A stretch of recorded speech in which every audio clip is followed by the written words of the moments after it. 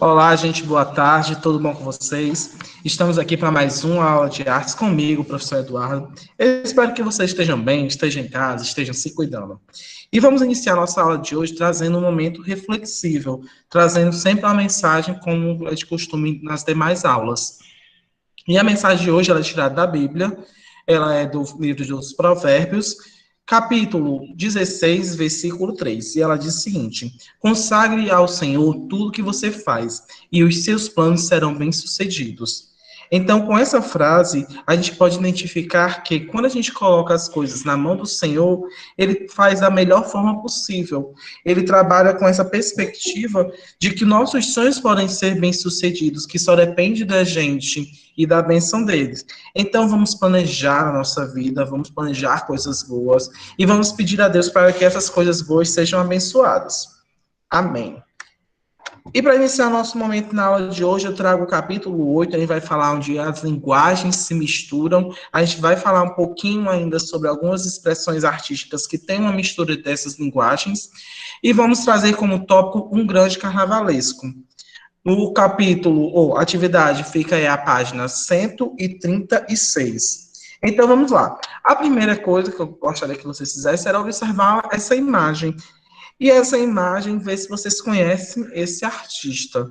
Eu, particularmente, eu não conhecia, mas ao ler o capítulo, eu consegui identificar algumas coisas sobre ele, fazendo uma pesquisa um pouco mais aprofundada sobre essa figura do carnaval, que é o conhecido Joãozinho 30. O nome dele, na verdade, João Clemente Jorge 30.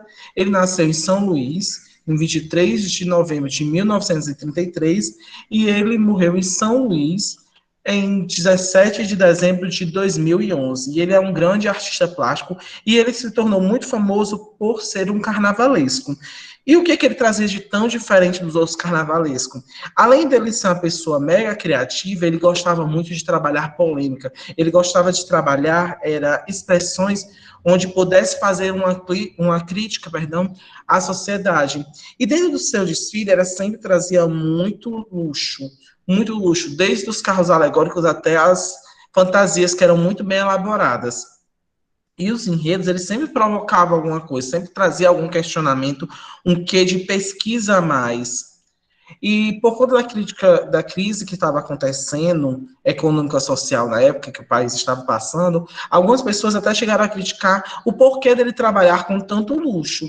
E ele sempre respondia da seguinte forma: os pobres gostam de luxo e não de lixo. Então, a partir daí, ele começava uma visão onde ele tratava justamente com essa questão de ter o luxo envolvido nas escolas de samba, de trazer esse luxo da melhor forma possível. E teve um desfile dele que ficou bastante conhecido, que foi Ratos e Urubus, Larguem a Minha Fantasia. Foi uma crítica social onde ele reproduzia no seu desfile da escola da época, que no caso era a escola Beija-Flor de Ninópolis, ele trazia uma crítica social voltada aos mendigos, às pessoas que estavam no meio das ruas, as pessoas que tinham uma classe social menor, e que essas pessoas deveriam estar entre ratos e urubus, mas que também se fantasiavam, que também tinha sua forma de diversão. E aí, através daí, ele trouxe várias críticas sociais, principalmente voltado para as roupas, que eram roupas onde trazia essas tonalidades e essa QI também de mais acabado, de mais desgastada essa roupa, e ele fez isso se tornar um luxo para a avenida. Nesse ano, a Beija-Flor não ganhou, mas em compensação, ele se tornou um grande carnavalesco por esse desfile tão ousado e ao mesmo tempo trazendo uma questão social, uma crítica social bastante forte envolvendo a escola, envolvendo a comunidade em geral. Então, dentro disso daí, a gente consegue perceber que numa escola de samba, a gente não possui apenas o carnavalesco. Além do carnavalesco, a gente possui uma porção de pessoas que vem a ajudar. Entre eles tem as pessoas que são responsáveis pelos adereços, os músicos, costureiras, pintores, marceneiros, técnicos e muitos outros profissionais. Um dos elementos mais importantes que a gente tem numa escola de samba são os carros alegóricos. Esses carros alegóricos, eles, como vocês já devem conhecer, tem uma dimensão imensa. E a partir daí, a gente trabalha com mais outros profissionais que também dão suporte para a elaboração dessas grandes alegorias. Geralmente, essas esculturas que são feitas de isopor, de madeira, e são revestidas de camadas de papel, ou então até mesmo por um tecido ou algo do tipo.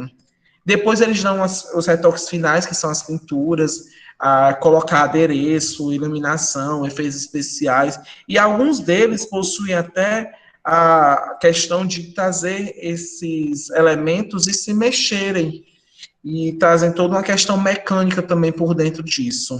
E tem sempre uma pessoa que fica escondida dentro desse carro, né, que é um técnico que fica manipulando todos esses adereços. No carnaval, a gente já viu que tem a presença de várias linguagens, mas também não é só no carnaval que possui várias linguagens que estão entrelaçadas. No circo também a gente possui vários tipos de linguagem. Mas o que é o circo? O circo é uma manifestação artística popular, que consiste num grupo de artistas com habilidades distintas, que geralmente apresentam em shows itinerantes. O que são shows itinerantes? Que não tem um local fixo. Geralmente eles percorrem durante várias cidades, em várias localidades. E essas companhias circenses costumam integrar vários tipos de artistas, entre eles malabaristas, contorcionistas, mágicos, palhaços, entre outros personagens. E a intenção principal do circo é divertir e surpreender o público. Mas o circo, ele não é algo tão atual, certo, gente? A gente já consegue perceber essa presença do circo bem antes em alguns elementos, bem anteriores, tais como em Roma, por exemplo, ou na Grécia. A gente possui esses tipos de espetáculos. E aí eu vou mostrar para vocês rapidamente alguns tipos de profissionais que estão envolvidos no mundo do circo. Entre eles, por exemplo, engolidor de espada, que ele tem essa questão de tentar impressionar a plateia engolindo a espada. Geralmente essas espadas têm 2 centímetros de largura e um comprimento de 38 a 51 centímetros de comprimento. E ele consegue colocar, né, objetos na boca, chegando ao esôfago, enfim, sem que cause nenhuma perfuração no seu corpo. Contorcionista, que essa arte também já era aplicada desde a da Grécia Antiga, já se tinha alguns relatos disso, cerca de 2.500 anos atrás.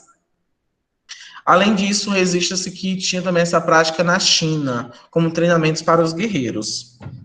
Trapezista, que utiliza da técnica da força, da confiança das pessoas que participam e que fazem vários tipos de acrobacias no ar, onde eles saem de um trampolim para outro, eu acho que é trampolim o nome, certo?